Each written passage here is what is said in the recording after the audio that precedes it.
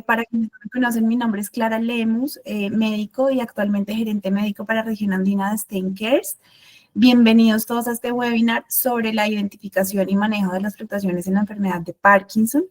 Realmente pues para mí es un placer contar con su participación en este espacio que está principalmente pues, para fortalecer su conocimiento y compartir herramientas prácticas que impacten directamente pues, en la calidad de vida de nuestros pacientes, de los pacientes con enfermedad de Parkinson.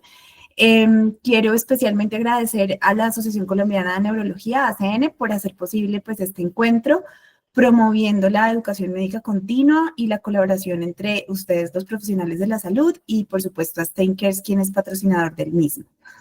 Inicialmente, pues les comparto que a lo largo de la sesión vamos a abordar un tema clave, ¿cierto?, en la práctica neurológica con un enfoque práctico y basado en la evidencia para que podamos, pues, o ustedes puedan aplicar todo lo que vamos a aprender el día de hoy en su día a día a nivel clínico.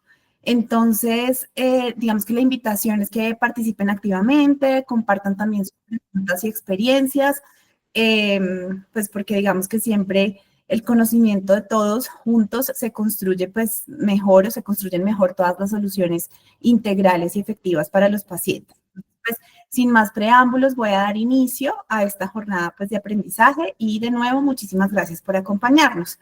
Antes de comenzar con el webinar puntualmente, quiero compartir con ustedes también una oportunidad de aprendizaje muy importante. Se trata de este curso que vemos en pantalla, que está disponible en la página web de la Asociación Colombiana de Neurología. Se titula Análisis y Perspectivas de la Enfermedad de Parkinson, desarrollado con la participación de 10 neurólogos expertos en el tema. Este curso ofrece una visión amplia y actualizada sobre la enfermedad de Parkinson, donde se abordan también aspectos claves desde la identificación de síntomas y fluctuaciones hasta las estrategias pues, de manejo, más avanzadas de manejo. Es una herramienta ideal pues, para profundizar en el conocimiento, en la práctica clínica, contribuyendo, como mencioné al inicio, pues, al cuidado de los pacientes. Entonces, los invito a explorar este valioso pues, recurso y aprovechar los conocimientos y experiencias que todos estos expertos y neurólogos expertos nos comparten, así que no se lo pierdan.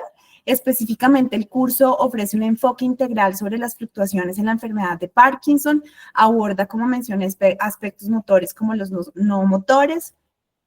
Como dije, con la participación de reconocidos neurólogos, se exploran temas claves pues, como epidemiología, clasificación e identificación de estas fluctuaciones, además de proporcionar pues, herramientas útiles para el diagnóstico y tratamiento.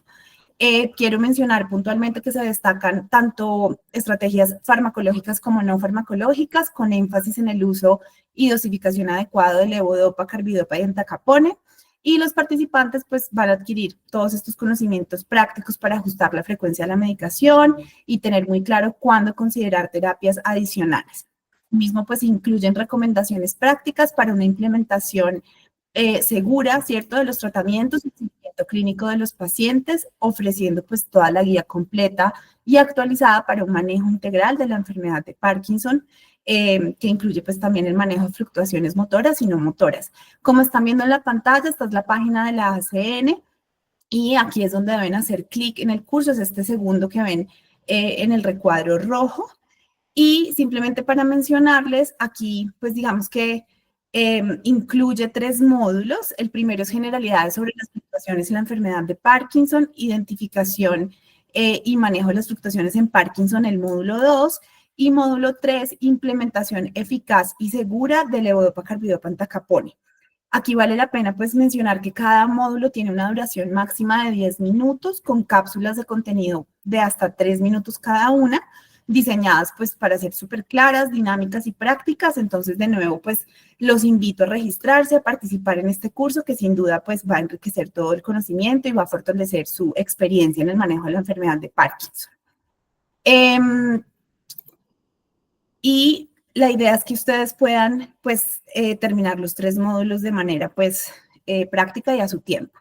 Entonces, de nuevo, sin más preámbulos, hoy tenemos pues el privilegio de contar con la participación de 2 expertas en el campo de los movimientos anormales, la doctora Claudia Moreno y la doctora Xiomara García. Ambas compartirán su experiencia y conocimientos prácticos sobre la identificación, manejo y tratamiento de las fluctuaciones en la enfermedad de Parkinson, así como estrategias efectivas y seguras en el tratamiento farmacológico y no farmacológico. Este webinar pues complementa el primer webinar que ya tuvimos hace más o menos 2 semanas, si no estoy mal, y digamos que también complementa el curso que les acabo de mencionar. Entonces, pues estoy segura que la sesión será sumamente enriquecedora para todos. De nuevo, bienvenidos, y doctora Moreno y doctora García, muchísimas gracias por acompañarnos. Y para iniciar, pues le cedo la palabra a la doctora Claudia Moreno. Antes mencioné pues sus más importantes logros, seguramente todos la conocen. La doctora Claudia Moreno es médica, neuróloga formada en la Universidad del Rosario, con especialización de trastornos del movimiento en el Hospital Clínic de Barcelona.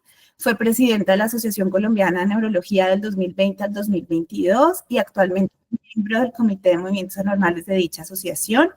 Se desempeña también como docente del posgrado de neurología en la Universidad del Rosario y como neuróloga clínica en la Fundación Cardioinfantil, en el Hospital San José Centro y el Grupo de Neurocirugía Funcional de Trastornos del Movimiento del Hospital San Ignacio. Y además es neuróloga adscrita al Grupo Keralty, pues consolidando una destacada trayectoria, por supuesto, en la atención clínica y academia también, tanto de estudiantes, de pacientes con enfermedades neurológicas. Doctora, es un gusto tenerla acá y adelante, bienvenida, muchísimas gracias por su participación. Muchas gracias, Clarita, por la presentación. Y bueno, mientras comparto, pues quiero agradecer a todos por tomarse el tiempo de estar en estas fechas aquí acompañándonos en este último webinar del año. Veo que el quórum está bastante nutrido y eso pues me emociona mucho y también me alegra poder compartir el espacio con Xiomara para que vamos a tener una interesante discusión. Bueno, entonces vamos a hacer una breve presentación sobre el reconocimiento de las fluctuaciones motoras y no motoras y qué puntos pueden ser claves cuando interrogamos a un paciente y si hay alguna herramienta que nos pueda ayudar un poco para orientarnos si un paciente está presentando o no fluctuaciones motoras. La idea es pues contarles un poco lo que hacemos nosotros en el día a día. Al final haremos como una discusión, aclararemos algunas preguntas que ustedes tengan y demás. Entonces, ¿qué es lo primero? Pues cuando estamos en la consulta, lo que hay que saber es qué es lo que le pasa al paciente. Si uno no tiene claro las fluctuaciones del paciente, pues no le puede ayudar al paciente. ¿Y cuál es el esquema que uno puede usar? Lo primero es saber exactamente la dosis y la combinación de medicamentos que tiene el paciente. Sí, a veces los pacientes llegan y le dicen a uno, sí, estoy tomando levodopa, nada más, pero no, si no saben exactamente la dosis que están tomando, pues no podemos hacer los ajustes y saber si lo que le está pasando al paciente podemos ayudarle con los ajustes que estemos definiendo. Y la combinación de medicamentos. Los horarios son clave, saber el horario en que lo está tomando el paciente y la relación que tienen estos medicamentos, sobre todo la levodopa con los alimentos. Como sabemos todos, pues la levodopa se absorbe en el duodeno y compite con las proteínas de la dieta para la absorción y siempre, pues, como yo digo a los pacientes, va a ganar la comida, van a ganar las proteínas, entonces es importante porque a veces solamente haciendo un ajuste en educación es suficiente para que mejoren algunas fluctuaciones menores. Hay que también saber cuáles son los síntomas que hacen pensar que el paciente está haciendo una fluctuación motora y no motora también. Porque a veces los pacientes empiezan con sensaciones o síntomas sensitivos como hormigueo en el abdomen, por ejemplo, ansiedad, y uno los ve bien, sin temblor, sin rigidez ni nada, palpitaciones, y al cabo de pocos minutos, si uno esperara un tiempo, empiezan a manifestarse los síntomas motores de la enfermedad. Aquí pues hay que determinar cuál es el tipo de complicaciones motoras que está presentando el paciente, si son fluctuaciones con el deterioro de fin de dosis, que ya sabemos, si es un retardo en el efecto terapéutico de la medicación, si es que no le está haciendo efecto alguna de las dosis que le estamos dando al paciente, asinesia nocturna o matinal. Hay que interrogar muy bien cuál es el perfil de las fluctuaciones y si presenta disquinesias o no y de qué tipo son las disquinesias. A veces es muy difícil que el paciente entienda que es una disquinesia, entienda que es un ono, que es un off y le dicen a uno, no, es que está temblando todo el día y uno lo ve al paciente con disquinesias y si uno no es muy meticuloso en la anamnesis puede terminar ajustando hacia arriba los medicamentos pensando que está en off y empeorando las disquinesias, por ejemplo. Entonces, es importante que el paciente tenga muy claro a qué corresponde cada cosa. ¿Qué herramientas tenemos para poder determinar el tipo de fluctuaciones? La más importante son los diarios de fluctuaciones. Yo siempre digo que si el paciente no lo tiene claro y si a nosotros no nos queda claro en la consulta cuál es el perfil de estas fluctuaciones motoras o no motoras, no haga ningún ajuste. Denle diarios al paciente, que los llene, que le quede muy claro cómo es un on, cómo es un off. Y si quieren, cítenlo pues prontamente, si tienen la posibilidad, para hacer los ajustes, porque si no es un desastre esto. Y que tengan claro también los medicamentos que toman. Otra herramienta de la cual disponemos es la parte 4 de la UPDRS, MDS, pues que es la que usamos nosotros, ahora hablaremos un poco de ellas, que es básicamente poner como en orden lo que le preguntamos al paciente en la consulta. Y otra que también es importante, que ha sido de mucha utilidad y ha estado de moda en los últimos años, es el ManagePD, que es una herramienta de un grupo de trabajo de especialistas a nivel internacional de movimientos anormales, donde con algunas pocas preguntas uno pudiera determinar si el paciente está en una etapa inicial, en una etapa avanzada, moderada, donde con algunos ajustes solamente de medicamentos no invasivos, pues puedo controlar las fluctuaciones, o si ya es un paciente que a pesar que ya le he hecho todo y ya tengo que pensar en algunos tratamientos más avanzados, como puede ser la cirugía o el implante de bombas de perfusión, eh, sería pues ya una etapa más avanzada. Este es el diario de fluctuaciones que nosotros usamos en la consulta. Es un ejemplo, básicamente esto es un día de la vida del paciente. Contamos las horas desde las 24 horas, incluso cuando está dormido el paciente es importante ponerlo, porque a veces tiene gastrinesia nocturna y matinal y no los dejan dormir las fluctuaciones. Entonces simplemente el paciente tiene que poner una X según la hora, cómo se encuentra en ese momento. A veces hay unos diarios que son más meticulosos y lo hacen cada media hora, también es una opción, es un poco más difícil para el paciente, pero digamos que cada hora está bien, ¿sí? Y simplemente es marcar una X de cómo se siente el paciente en ese momento. Aquí marcan básicamente si está durmiendo o no, y los movimientos involuntarios anormales hay que hacerles claridad que aquí nos estamos refiriendo a disquinesias. Y básicamente uno las puede clasificar entre leves, moderadas y severas. Si uno les dice, bueno, si es leve, no le molesta mucho, ponga un 1. Si es moderada y son algo molestas, un 2. Y si son muy severas, que se cae de la cama o se cae de la silla, pues ponga un 3. A veces uno puede usar videos para ayudarle al paciente. Y como ven, aquí ponemos el horario y la dosis de levodopa, que lo ideal es que sea fija, ¿sí? Sabemos que esta es la que tiene vida media más corta, la levodopa en cualquiera de sus presentaciones. Los otros medicamentos que tenemos disponibles, dopaminérgicos para el manejo de Parkinson, todos son de liberación prolongada. Entonces no es necesario ponerle, no vamos a ver una fluctuación probablemente con el parche o con un inhibidor de la monamina oxidasa, pero con la levodopa sí, y usualmente son dependientes de la levodopa, entonces por eso solamente aparece aquí la levodopa.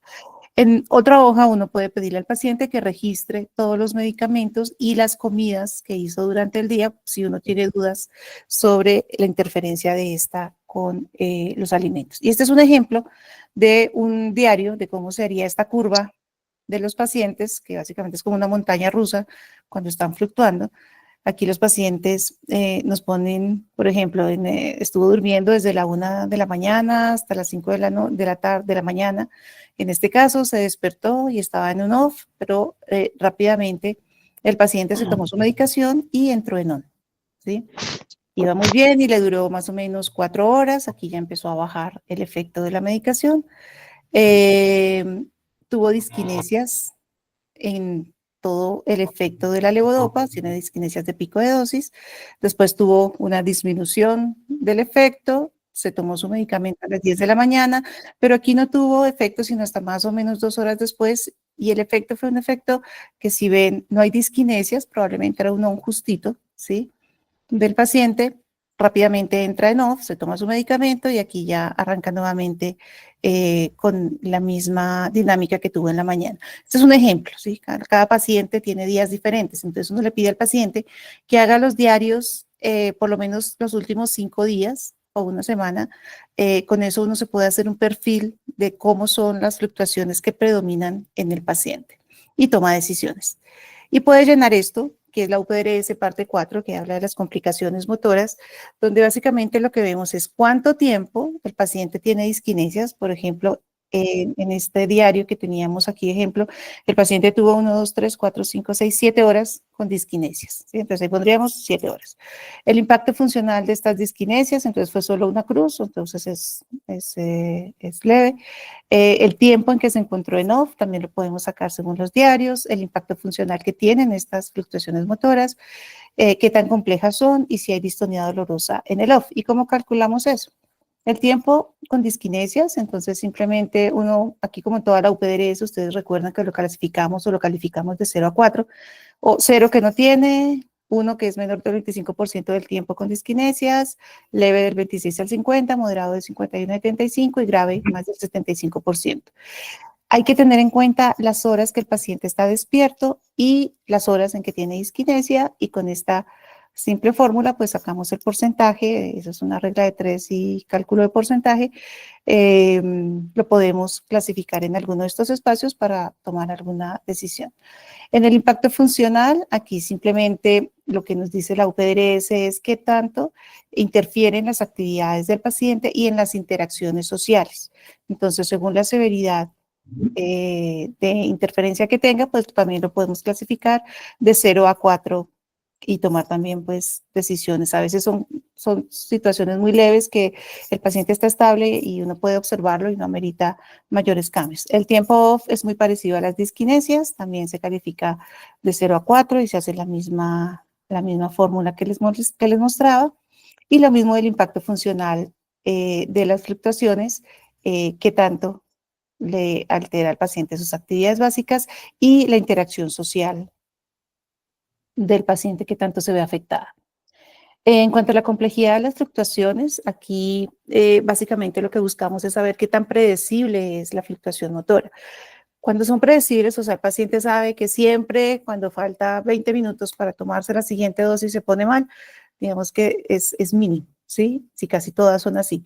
Pero hay algunas que son no predecibles, ¿sí? El paciente está bien y dice, no, yo definitivamente no puedo definir, no puedo calcularle a la pasta para poder hacer cosas porque estoy bien y de pronto me pongo mal y de pronto me pongo bien y las disquinesias aparecen en el momento que les parece. Entonces ya estamos hablando de unas complicaciones motoras un poco más complejas y que van a requerir de pronto otras medidas. Y la distonía dolorosa en estado off es un punto aparte, porque esto también nos habla de una severidad de la enfermedad que usualmente está relacionada, por supuesto, con el tiempo off, y hay algunos medicamentos específicos que nos pueden ayudar en estas situaciones, no solamente los orales, a veces rescates de apomorfina, en algunos pacientes cuando permanecen en el ON incluso uno puede usar toxina botulínica también para mejorarlo. Y ya para terminar, pues de las muchas que existen, les traje esta que es el Manage PD, que es una que me parece que es bastante práctica y está muy de moda últimamente, como les dije, y básicamente consta de responder preguntas en 2 secciones. La primera, si todas las respuestas son no, estamos en una categoría 1, donde todavía podemos hacer muchos ajustes a los pacientes, es un fluctuador menor y podemos con mínimos cambios estabilizar al paciente. Y básicamente es que esté tomando menos de 5 veces al día la levodopa, que tenga menos de 2 horas al día en off, que no tenga las fluctuaciones impredecibles, que no tenga las distinesias intolerables y que no le esté afectando las actividades básicas de la vida diaria. Si todas las respuestas a esas preguntas son no, pues estamos en una categoría 1 y estamos hablando de una enfermedad leve. Pero si alguna de estas respuestas, cualquiera, es sí, tenemos que pasarnos a la sección 2, donde ya se hacen unas preguntas un poco más meticulosas sobre el tipo de fluctuaciones y qué tanto le están afectando, qué tanto duran y qué tanto le están afectando las actividades básicas de la vida diaria, porque esto ya nos dice si el paciente es un fluctuador que requiere ajustes con medicamentos un poco más complejos, orales o transdérmicos, o si tenemos que pensar ya en terapias mucho más avanzadas porque ya lo hemos hecho de todo. Estas son las preguntas que les comentaba. Entonces, para hablar de fluctuaciones motoras, estaríamos aquí en este rango cuando el paciente tiene un poco más de 4 dosis y además le está afectando de alguna manera alguno de estos parámetros que les estaba contando. Y estas son a modo rápido para que vean cómo simplemente uno pone el número, qué tan frecuente le afectan estas fluctuaciones motoras o el freezing de la marcha, o si ha tenido caídas, o si ha tenido alucinaciones. Todo eso le puntúa para hablar de la complejidad de las fluctuaciones. Lo mismo para disquinesias y hay otras que son simplemente de informativas, pues, para saber también qué decisión tomamos ante los medicamentos, si es la presencia o no de la distonía y el descontrol de impulsos, porque saben que hay algunos medicamentos que tenemos restringidos cuando un paciente está haciendo descontrol de impulsos.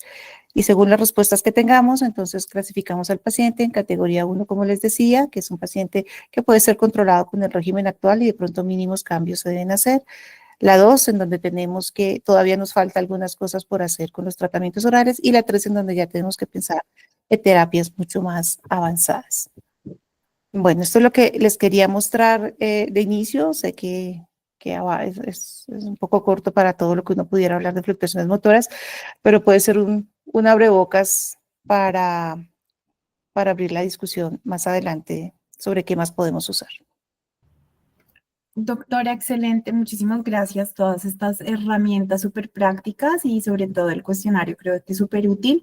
No sé si sea posible que de pronto nos comparta la referencia para que los participantes puedan acceder y mirarlo. Creo que puede ser una muy buena ayuda. Ahí en la presentación, en la parte de abajo está La la referencia del artículo y creo que este está en el curso, entonces lo pueden ver. Ah, buenísimo, perfecto, listo, doctora, muchísimas gracias. Como la doctora mencionaba, vamos a tener un espacio para un conversatorio al final de la presentación de la doctora Xiomara García, a quien voy a introducir en los próximos minutos. Entonces, pues también los invito a que guarden sus preguntas, las tengan muy presentes para poder hacerlas al final de la participación de la doctora Xiomara. Y bueno, doctora Xiomara, bienvenida. Como también muchos la conocen, la doctora Xiomara García es neuróloga, especializada en desórdenes del movimiento, con una destacada trayectoria pues, académica y profesional.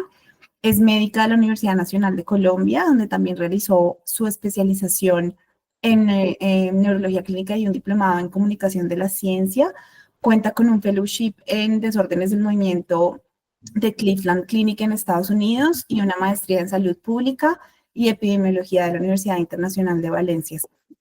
Su experiencia incluye roles como profesora auxiliar en la Universidad Nacional de Colombia, jefa del Departamento de Neurología en la Clínica Nueva El Lago y, por supuesto, pues se distingue por su responsabilidad de habilidades de comunicación, enfocándose también en brindar excelencia en la relación médico-paciente. Entonces, doctora, de nuevo, gracias por su participación y adelante con su presentación. Vale, Clarita, muchas gracias por tu introducción. Muchas gracias a la CN y a Stenkers por abrir este espacio para discutir un tema que en realidad se nos vuelve como el obstáculo posiblemente más grande en el manejo de los pacientes con enfermedad de Parkinson en la práctica cotidiana. Gracias también pues, a la doctora Moreno por todos los conceptos que ya, digamos, dejó listos sobre la mesa. Es para mí pues un gusto hablarles de un tema que me gusta muchísimo y está relacionado pues con ciertas medidas no farmacológicas para el abordaje de las fluctuaciones. ¿Ya están viendo mi pantalla? Clarita, ¿me podrías confirmar? Sí, doctora, se está viendo súper bien. Bueno, muchas gracias. Entonces, ¿qué ocurre? ¿No? Llega nuestro paciente con estas fluctuaciones que hemos tenido oportunidad de discutir en el primer webinar en cuanto a qué son, qué fenotipos se pueden presentar, qué son las fluctuaciones no motoras. Identificamos a través de las herramientas que nos compartió Claudia estos pacientes que requieren intervenciones, digamos, adicionales. Y encontramos entonces en esta revisión que les recomiendo muchísimo, digamos que es algo que abre los ojos del clínico en muchos aspectos, que antes de considerar implementar nuevas terapias, antes de considerar implementar incremento en la dosis de levodopa, existen algunos factores tratables y que son identificables en nuestra práctica diaria y tienen un correlato directo con las fluctuaciones. Sí, por supuesto, todos los días encontramos pacientes que tienen constipación y disfagia, pero después de haberme familiarizado con esta publicación, creo que debemos ir más a ciertos detalles puntuales de la forma como los pacientes tienen este tipo de manifestaciones, porque eso está impactando en forma directa en cómo se desempeña la levodopa en términos de mejoría clínica y en términos incluso de tolerancia.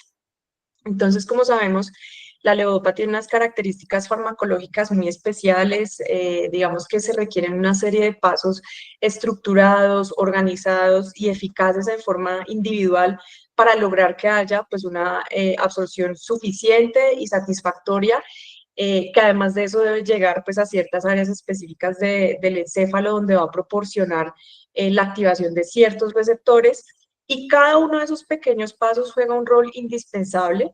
Y más allá de eso, cada uno de esos pequeños pasos puede tener afectaciones de distinta índole, ¿sí? Entonces, cuando entramos a mirar en detalle, digamos, es todo ese viaje que tiene que hacer la levodopa desde que ingresa a la cavidad oral, encontraremos que hay distintas posibilidades, digamos, en relación a alteraciones del desempeño de la levodopa. Desde cosas tan sencillas como que haya, por ejemplo, exceso de saliva. Algunos autores han sugerido que ciertos cambios en la composición de la Bien, ¿y saliva de cómo los está? pacientes con Parkinson pueden generar alteraciones, digamos, en su degradación inicial. La disfagia se ha considerado uno de los factores que puede también asociarse, pues, digamos, con una pobre absorción del medicamento por un tránsito alterado de la levodopa. Pero más allá de eso, pues sabemos que hay disminución en la velocidad del vaciamiento gástrico, que puede haber tránsito lento, en ocasiones asociado a constipación, ¿sí? Pero en ocasiones ese tránsito no necesariamente tiene que verse reflejado como un estreñimiento, ¿sí? Y finalmente, además, digamos, del estreñimiento que se origina en el intestino y que tiene fisiopatologías diferentes según el caso, se ha logrado detectar que en 2/3 de los pacientes con estreñimiento, en realidad el problema no es intestinal, sino es un problema, digamos, de la salida del bolo fecal. Y este tipo de pacientes se caracterizan porque son muy resistentes a terapias osmóticas, a distintos estimulantes como, bueno, bisacodyl sabemos que no es el ideal, pero por ejemplo a la lubiprostona, y requerirán intervenciones adicionales. Todo esto que en retrospecto puede afectar la velocidad y la dinámica, además de la mecánica de la toma y absorción de la levodopa, pues puede hacer que haya una interferencia en la forma como se absorbe y, por supuesto, en el desempeño que tiene en el sistema nervioso central. Digamos que además de esto hay algunos aspectos un poco más moleculares, algunos que se han descrito de forma más reciente, como el hecho de que las enzimas que degradan la levodopa en nuestro intestino, al parecer, tienen o pueden competir con la misma enzima de ciertas poblaciones bacterianas. Entonces, en este sentido, entra pues el sobrecrecimiento bacteriano del intestino delgado como uno de los factores que particularmente en este momento está siendo más estudiado a la hora de considerar estos fenómenos que pueden asociarse a la ocurrencia de fluctuaciones. Se ha hablado también, por ejemplo, de que la presencia de Helicobacter pylori puede generar unos cambios similares a lo del sobrecrecimiento, es decir, bloquear algunas de las enzimas que están en la parte distal del estómago y que carboxilan a la levodopa. Y no solo eso, sino que, digamos, puede modificar el pH gástrico y esto también puede generar algunos cambios en la forma como se metaboliza la levodopa, ¿sí? De tal manera que, como ustedes ven, sin haber considerado ningún factor farmacológico adicional, tendremos unos retos a la hora de identificar todas estas barreras potenciales, tanto de absorción como de transporte. Entonces, antes de subir la dosis, antes de adicionar una molécula, esto debe ser parte pues de nuestra revisión de aspectos que pueden estar modificando esos procesos que van a impactar en un desenlace clínico negativo. Entonces, ¿qué podemos hacer? Esta gráfica me gusta mucho, es de este mismo artículo, porque entonces hay algunos factores que pueden ser modificables o que podemos, digamos, enfocar nosotros en forma inicial en nuestra consulta, referir a algunos colegas para tener un apoyo terapéutico Y lo primero, pues, es identificar y manejar la disfagia. ¿Sí? Es importante hacer, pues, digamos, los estudios pertinentes, de pronto el concepto de fonoaudiología, mirar qué pacientes se benefician de intervención con fono, qué pacientes de pronto son candidatos, pues, a vías de alimentación directas gástricas. Entonces, este es el primer paso que tenemos que identificar, de manera que en nuestra revisión por sistemas o evaluación general del paciente con Parkinson no podemos descuidar la disfagia. En segundo lugar, ya lo mencionamos, el enlentecimiento del vaciamiento gástrico. Esta pues es una condición que tiene algunas cosas que podemos identificar, digamos, en la anamnesis, ¿cierto? Como la sensación de plenitud postprandial prolongada, dispepsia, pero por supuesto que tenemos que evaluar de una forma mucho más objetiva y esto se hace a través, digamos, de ultrasonido o a través de paraclínicos específicos de la motilidad gástrica. Entonces, si la sospechamos, lo ideal es referir pues al gastroenterólogo. Hacer el screening para sobrecrecimiento intestinal bacteriano. Esto se hace pues con una prueba de aliento diferente a la del Helicobacter, pero está disponible en nuestro medio, no está cubierta en el post, pero es algo que se puede hacer. Y evaluar en nuestro país, pues no tenemos algunas de las formas o de las presentaciones farmacéuticas de levodopa, pero sí tenemos vitamina C y agua con gas. Esta me parece, digamos, una práctica interesante porque desde el punto de vista de costo-efectividad, pues es supremamente beneficiosa.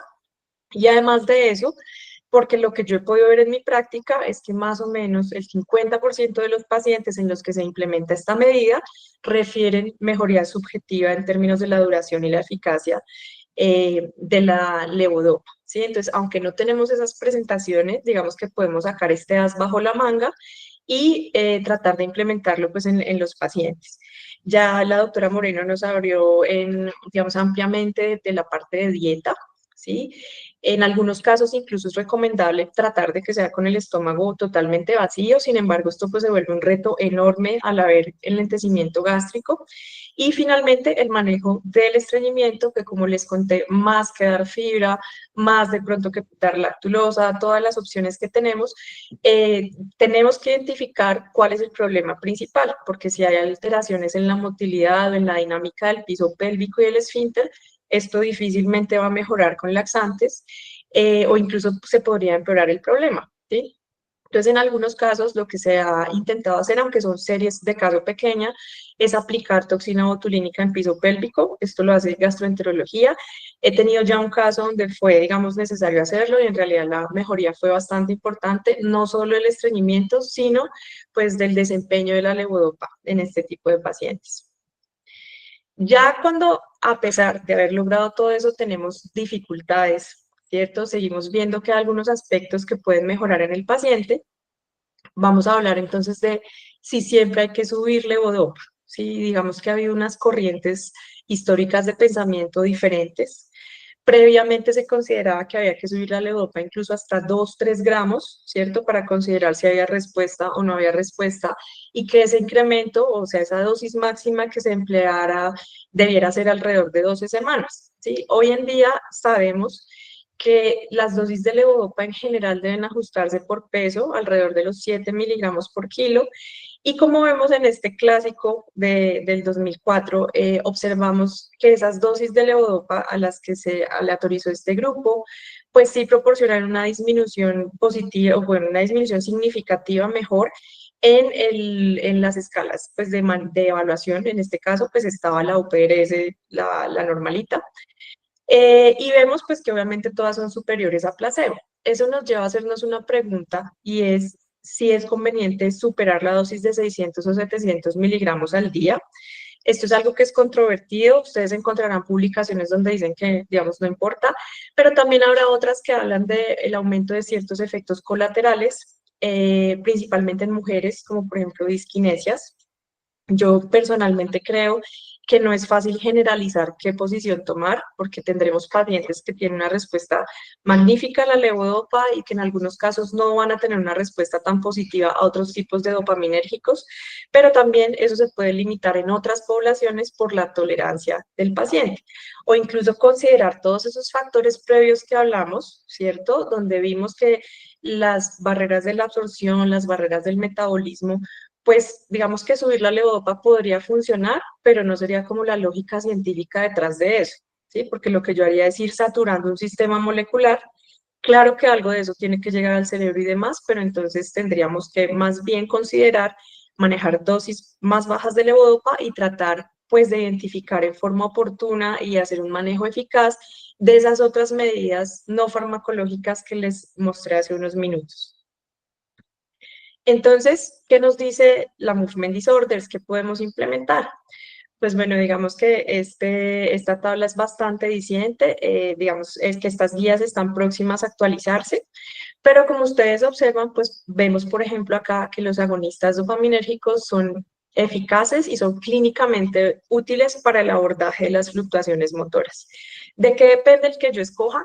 De muchos factores, de que esté disponible, y lastimosamente hemos tenido algunos vaivenes en la disponibilidad de algunas moléculas de Parkinson actualmente, de qué depende más, de qué prefiere el paciente, ¿cierto? Hacer medicina humanizada, centrada, explicarle al paciente las opciones, contarle pros, contarle contras y permitir una participación activa en las decisiones que quiere.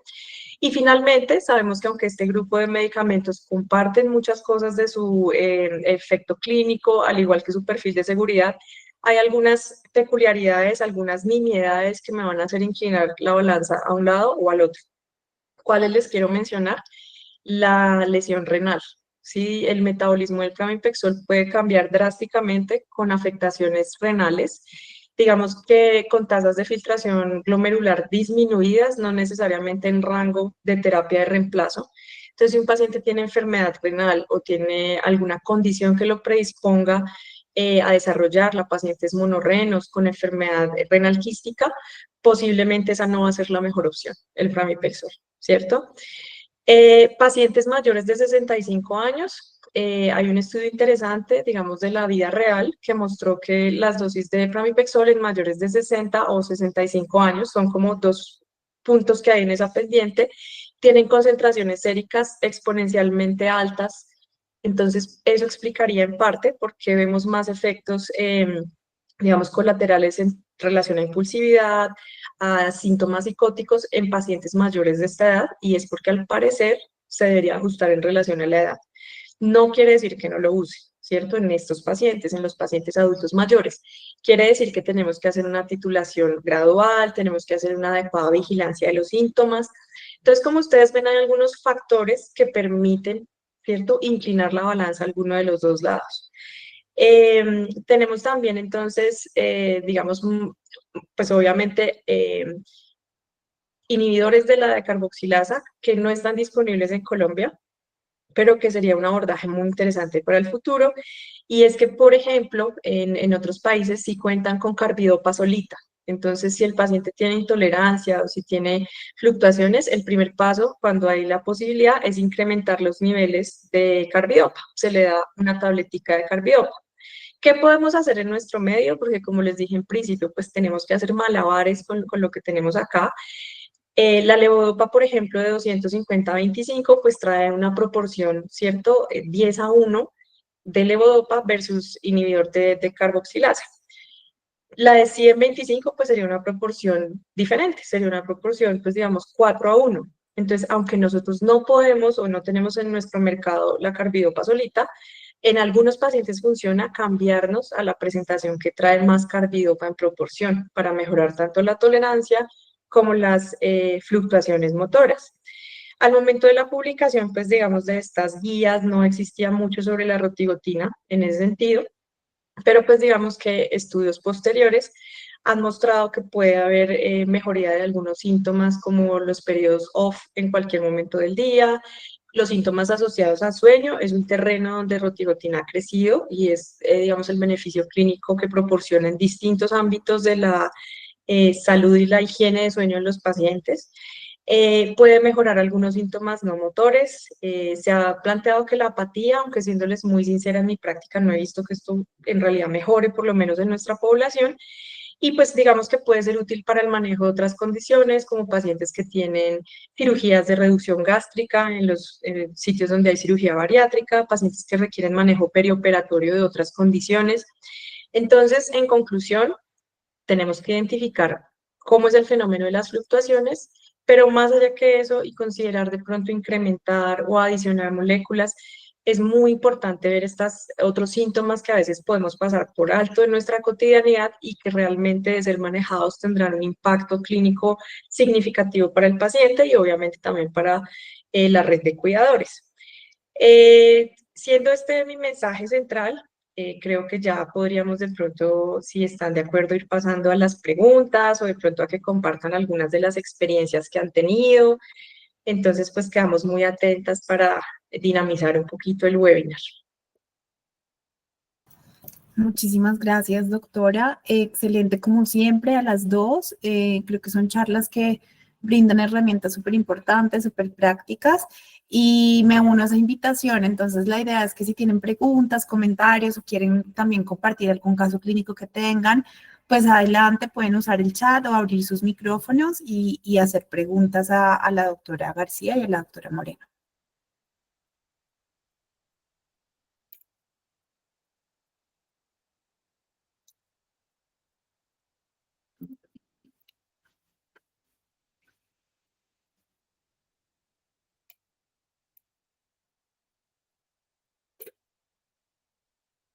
Yo tengo una pregunta. Adelante, doctor Carlos.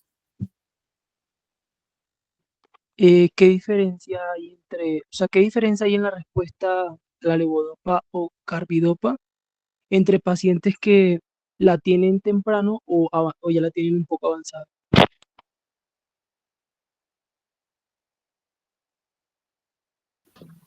No sé, ¿quieres Listo, bueno. contestar, bien? Vale. Lo que quieras, Clau, tú me dices. Pues bueno, digamos que en términos generales la respuesta es muy variable, ¿sí? O sea, no necesariamente una enfermedad más avanzada responde menos a ciertas moléculas. Hay mucha heterogeneidad en la forma como funcionan los receptores de dopamina y de las otras aminas biógenas.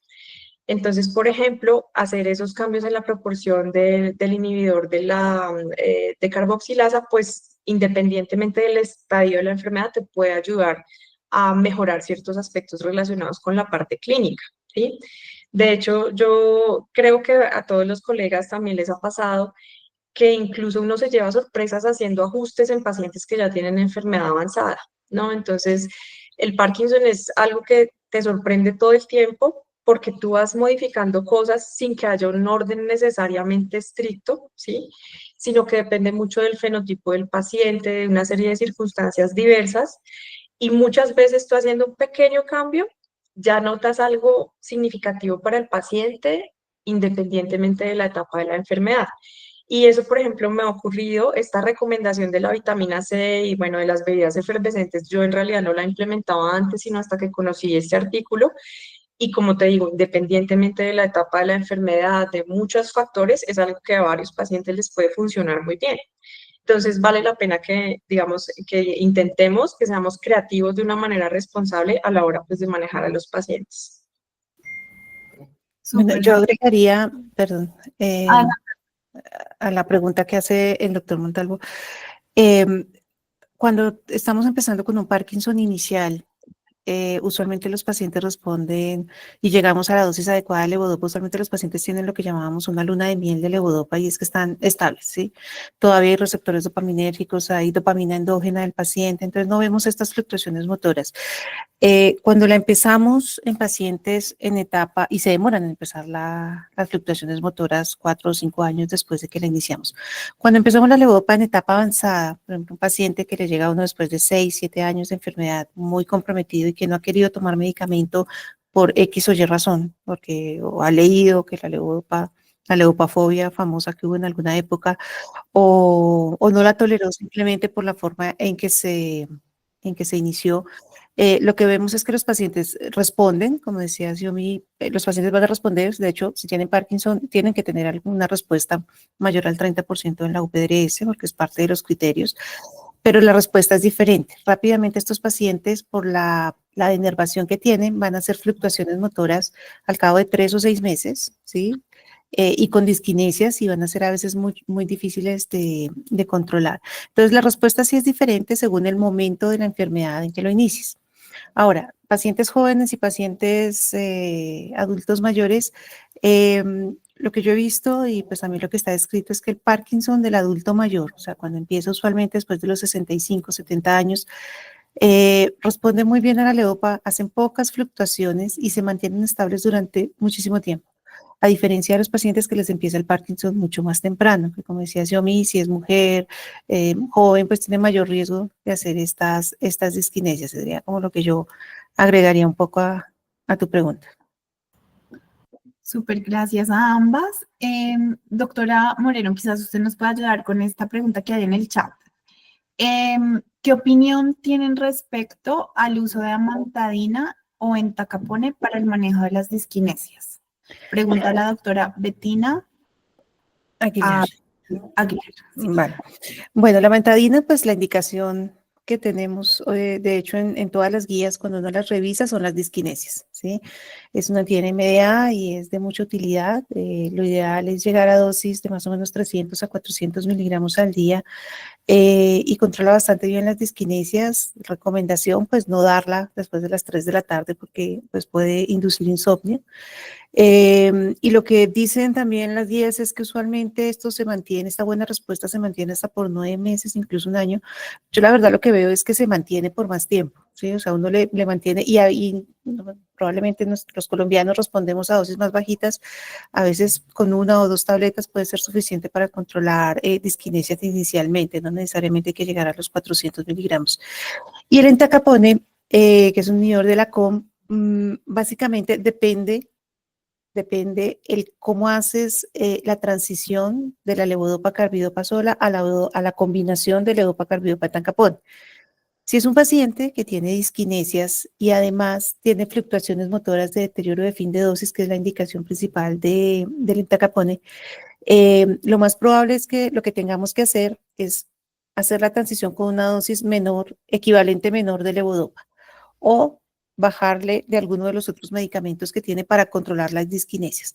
O sea, el entacapone no te va a controlar disquinesias si tú no le haces el ajuste en la dosis de la levodopa, ¿sí? En la dosis puntual de levodopa.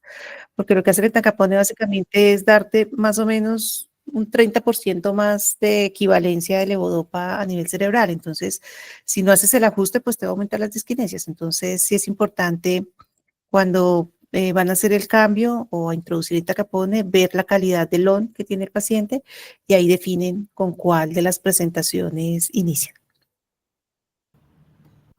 Excelente. Vale, Sí. yo pues digamos que lo único que agregaría es tratar de esclarecer en qué momento son las disquinesias, ¿sí? Porque entonces tendremos los fenómenos de pico, los fenómenos de fin de dosis y algunos fenómenos bifásicos, ¿sí? Y eso puede de pronto inclinar lo mismo, la balanza más hacia un punto o hacia otro. Y lo otro, digamos que vale la pena recalcar, es que no necesariamente hay que tratar las disquinesias siempre, ¿sí? Sino que hay algunas que son de beneficio, digamos, se han llamado así clásicamente, y que no afectan la calidad de vida, ni impactan, por ejemplo, el peso, la masa muscular del paciente.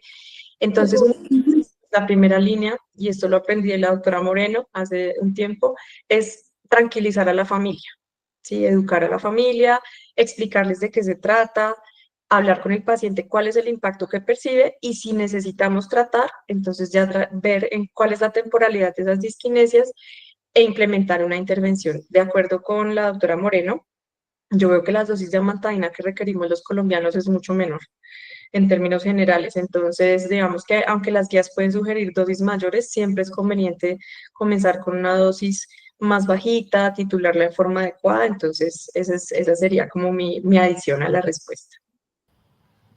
Perfecto.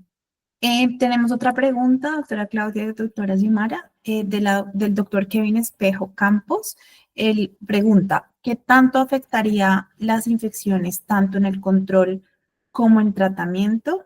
Y menciona que hace poco vi una paciente a quien le fueron aumentando el número de dosis y con síntomas de disuria leve, sale con examen de orina patológico. Al tratarse la infección pudo volver a su dosis habitual. La pregunta puntual sería qué tanto afectarían las infecciones tanto en el control como en tratamiento. Bueno, en este sentido, digamos que es una pregunta muy interesante porque es algo que vemos mucho en nuestra vida diaria. Hay pocas publicaciones al respecto, pero digamos que la enfermedad de Parkinson se comporta similar a otras condiciones neurodegenerativas como la demencia, en el sentido en que cada una de estas noxas que golpea generalmente al adulto mayor produce un retroceso en el control de los síntomas, ¿sí? Que es, digamos, lo que he visto en mi experiencia, no siempre llegan a su estado pre. O sea, incluso pueden ser noxas leves, como por ejemplo alteraciones electrolíticas menores que requieren solo poco tiempo de hospitalización, y eso, pues digamos que obliga a hacer ajustes de tratamiento, ¿sí? De la experiencia, pues de lo que vi de pacientes durante el fellow, sí, cuando había este deterioro asociado a las infecciones, a la parte electrolítica, se hacían ajustes de dosis, pero sobre todo a necesidad. En nuestro medio tenemos una dificultad y es que muchas veces la prescripción que el paciente tiene en casa y que ha funcionado no es la misma que se le administra en la institución. La familia a veces no lleva los medicamentos, en la farmacia, los hospitales no están absolutamente todas las moléculas que utilizamos en nuestro arsenal terapéutico, de manera que vale la pena en algunos casos subir la dosis, ¿sí? Pero estar atento a, después de que ocurre esa noxa o ese hit, como lo llaman los geriatras, qué tanto el paciente va a mejorar. Esto aplica también para pacientes que tienen deterioro cognitivo asociado, parecen ser un poco más frágiles frente a este tipo, pues digamos, de impacto en su salud general, pero puede pasar pues con otras condiciones sistémicas. Esa es como mi experiencia. No sé, Clau, ¿tú qué opines? No, totalmente de acuerdo. De hecho, a veces el primer alerta de que el paciente está entrando en una alteración metabólica o infecciosa es que empeore el Parkinson, que venía muy bien, muy bien, muy bien, y de pronto, no, doctora, no le está haciendo efecto la pastilla, o empeoraron las disquinesias, que a veces lo ve uno, ¿no? Cuando tienen fiebre y esto les puede empeorar. Entonces, así como en demencia, uno empieza a buscarles un causal del empeoramiento del deterioro cognitivo abrupto. Ahí en Parkinson también lo hacemos. Le dice a uno, pues descártele que no tenga nada asociado y se trata. Y a veces sí, termina uno subiendo la dosis. Y también es muy frecuente, me ha pasado que en las instituciones no tienen los medicamentos porque pues no es de uso habitual, por ejemplo, el estaleo en intrahospitalario, ¿sí? O la safinamida o el paralipexol, y no se los dan, ¿sí? Les cambian a levodopa, carbidopa solita y no las dosis que damos, entonces, y no son tan exactos, ¿no? Entonces, siempre preguntar eso, vigilar eso para ajustar al paciente. Y después, a medida que el paciente empieza a recuperarse, uno trata de volver a las dosis, pero a veces pasa que no, que es muy complicado regresarse. O hay algunos que ya hacen el delirio y no toleran dosis, las dosis que toleraban antes, ¿no? Entonces termina uno bajando dosis. Doctora Moreno, y digamos que en el contexto también de disquinesias hay otra pregunta acá del doctor Luis Alexander Granados. Él pregunta, ¿para quién se debe reservar el uso de clozapina en disquinesias? Bueno, a ver, la clozapina pues es uno de los que aparece en las guías para manejo de disquinesias. Yo lo reservo básicamente en pacientes que no han respondido a las otras maniobras terapéuticas de ajuste de dosis de medicamento o amantadina o bueno, combinación de medicamentos y que ya digamos que con los dopaminérgicos y el ajuste de las dosis o de los horarios no los puedo controlar. ¿Por qué? Porque la clozapina tiene el pero que hay que hacer una vigilancia muy estricta al cuadro hemático. Usualmente lo que refieren es cada 15 días, los primeros, creo que los primeros 3 meses, si no estoy mal, y después hay que hacerlo como mensual todo el tiempo para evitar pues todas estas alteraciones sanguíneas con las que está asociada. Pero hay pacientes, la mayoría de los pacientes cuando uno se los inicia los tolera bien. ¿Cuál es el pero ahorita? Que no tenemos. Solamente hay la de 100 creo, y pues partir esas tabletas, 100 es una dosis muy alta para un paciente, para empezar con eso, la ideal es empezar con 25 miligramos en la noche y puede ser suficiente para controlar las disquinesias, pero es un potente antidisquinético, sí.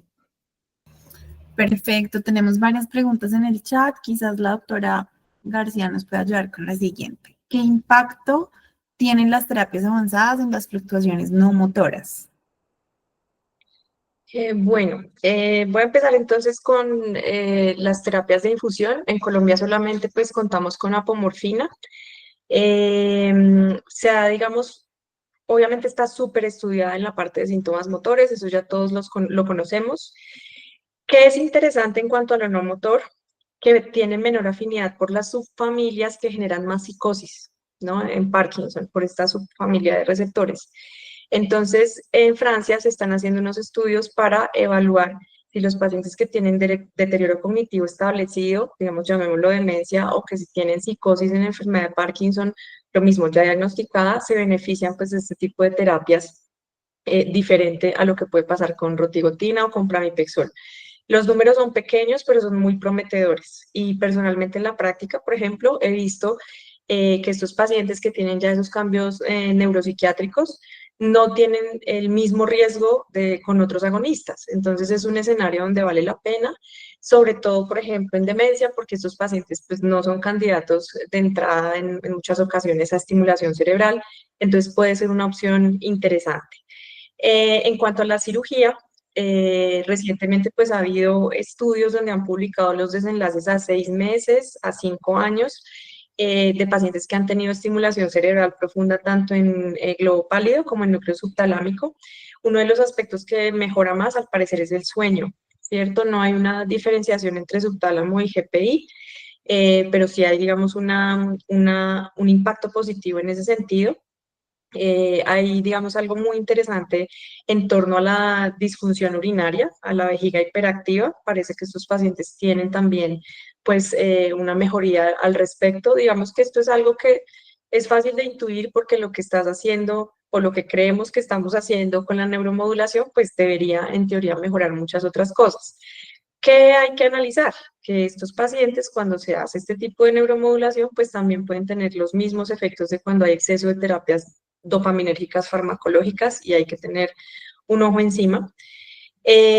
Respecto a la pregunta anterior de la clozapina, antes de que se me olvide, digamos que el escenario para mí es en pacientes que tienen disquinesia. Bueno, lo primero que haya clozapina, como lo dijo Clau, pero los pacientes que tienen disquinesias y tienen cambios cognitivos neuropsiquiátricos importantes no son candidatos a mantadina, ¿cierto? O que tienen, por ejemplo, líbedos reticulares, no son candidatos a mantadina.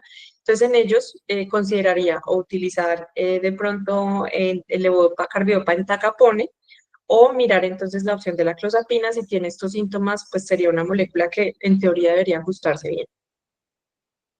Muy bien, muchísimas gracias. Bueno, hay 2 preguntas más en el chat y quizás por pues en aras de respetar el tiempo del webinar.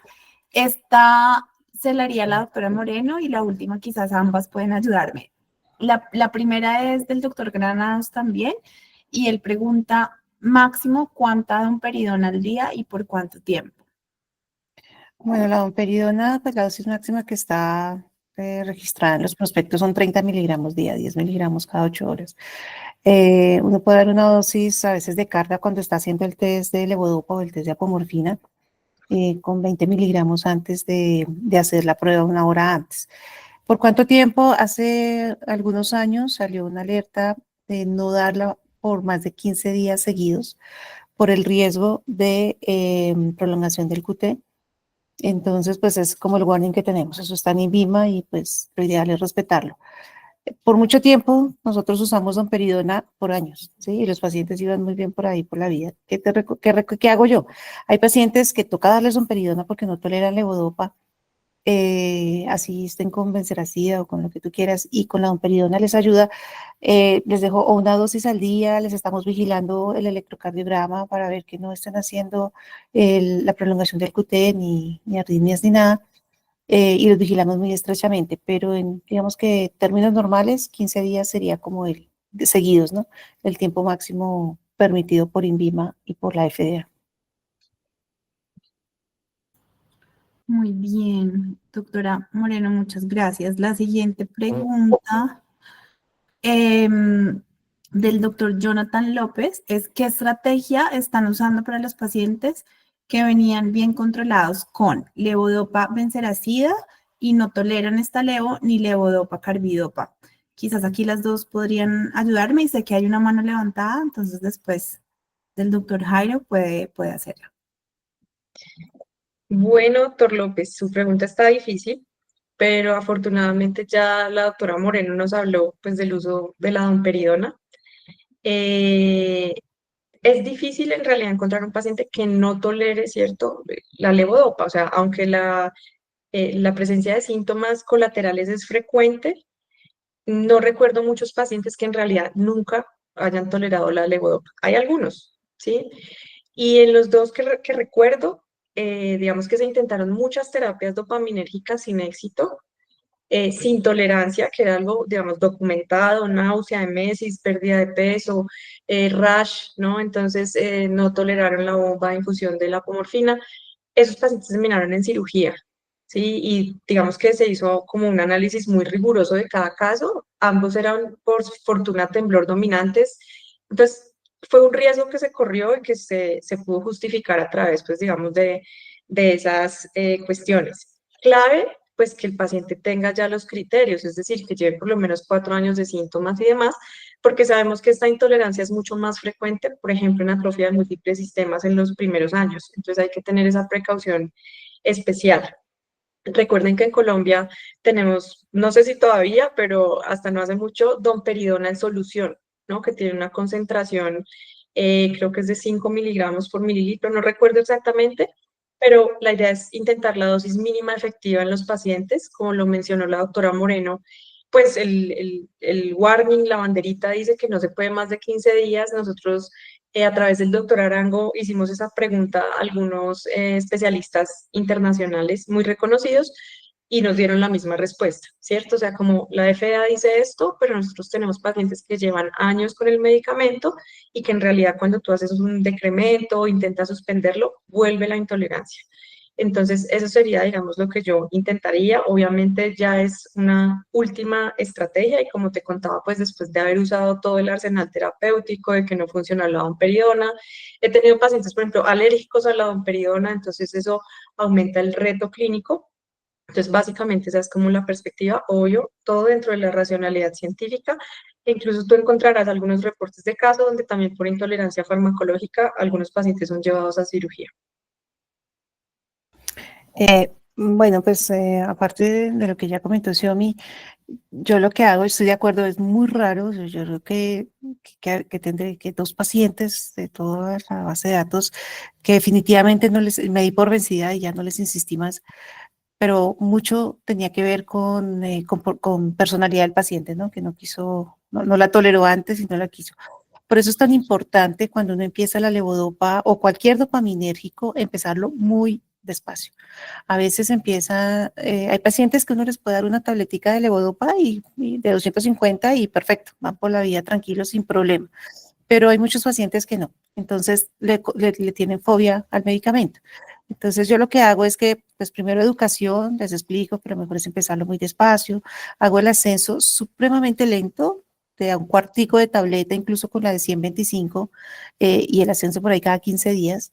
Les digo que se la tomen con fruta, por ejemplo, sí, que no tiene proteínas, o con una aromática y galleta de soda, es uno de mis cócteles favoritos, y eso se toman eso, no tiene proteína, pero les ayuda un poco para las náuseas, a veces se les baja la presión, entonces también eso les ayuda un poquito. Y ir muy despacio es lo que yo creo que es lo más importante, hacer el ascenso cada 15 días, no cada semana. Bueno, y si el paciente tolera alguno de los otros medicamentos, agonistas DOPA o inhibidores de la MAO, uno pudiera hacer una combinación de medicamentos pues, para disminuir los efectos secundarios a la levodopa. Excelente, yo creo que es importante tomar nota de todos esos tips que nos acaban de compartir. Creo que había una pregunta, alguien quería, creo que era el doctor Jairo, quería hacer alguna pregunta.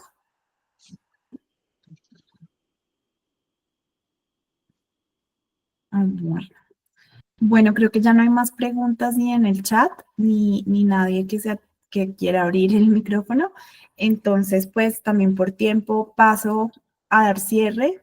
De nuevo, invitándolos a que sigamos pues aprendiendo, compartiendo experiencias y fortaleciendo toda la práctica clínica y pues gracias a estos espacios. Y de nuevo, doctora Xiomara, doctora Claudia, pues un gusto poder estar aquí con ustedes, aprender de toda esa experiencia que tienen. Muchísimas gracias por la disposición, el tiempo. También les reitero a todos que estén súper pendientes, o los invito a estar súper pendientes a nuestro próximo webinar, que será en enero, la segunda semana de enero. La fecha específica la estaremos también compartiendo y promoviendo pues a través de la asociación. Y bueno, pues que les recuerdo también que juntos podemos garantizar siempre que los pacientes con enfermedad Parkinson reciban el mejor cuidado posible. De nuevo, pues muchísimas gracias por ser parte de esta conversación, que por supuesto contribuye a toda la consolidación, perdón, del conocimiento en este ámbito pues de la neurología, como lo es la enfermedad de Parkinson y movimientos anormales. De nuevo, gracias a la Asociación Colombiana de Neurología, a Stein Cares por este espacio. Y bueno, a marcar la diferencia en la vida de nuestros pacientes, tomando decisiones siempre conscientes y basadas en la evidencia. De nuevo, muchísimas gracias, un abrazo y feliz noche para todos y gracias por participar.